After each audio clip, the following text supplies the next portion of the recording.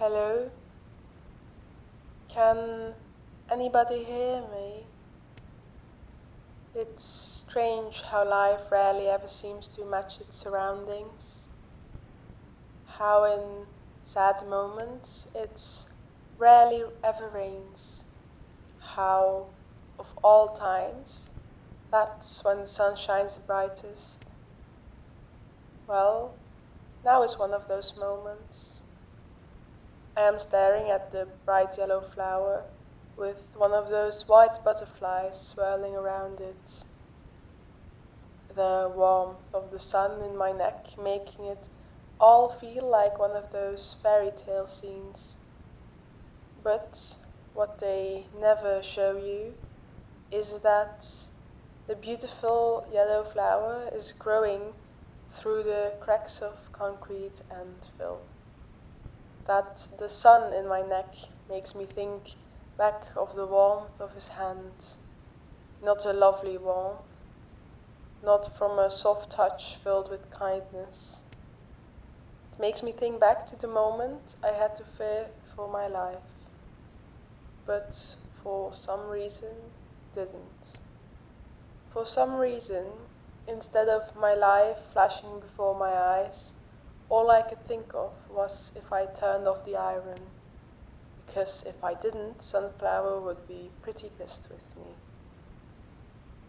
I do realize I should have worried a lot more back then, but for some reason, it's all still feels sort of surreal.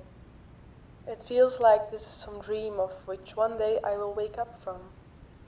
It feels like Sunflower, Aster, Dahlia, Ash, this whole city. It feels like it's all just a big dream my mind had made up. Isn't the face of death supposed to do the opposite? Isn't it supposed to make everything feel more real? Or is that just another thing the movies tell you? Just like how they tell you meeting a celebrity is all fun and games, or how there's always another way. Because when Ash, the company owner I pissed off, paid me a visit, it was all but fun and games. It had been me being knocked out from behind, me waking up in a human-sized glass box and a headache.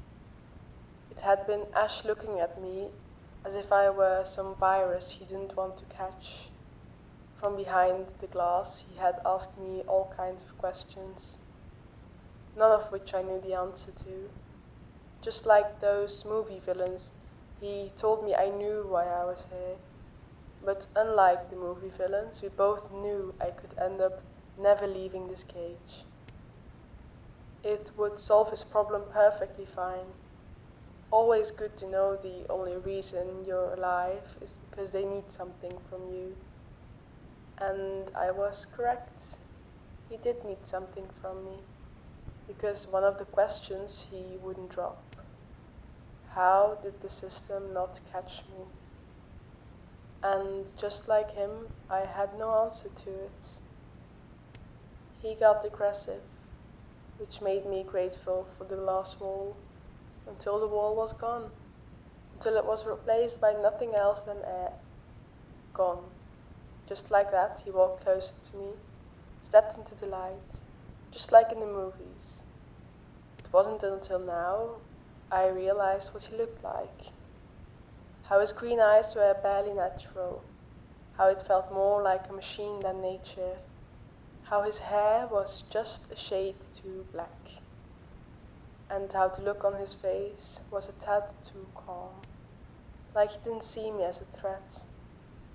I wasn't one, but still. He started telling me about how I had cost him a great deal of money, how I wasn't part of the system, so that now I had a choice. I could die, or he would give me a way out. I could become his, not in a romantic movie way. I would become his property. I would work for him, only I won't be paid. Payment would be him keeping me alive.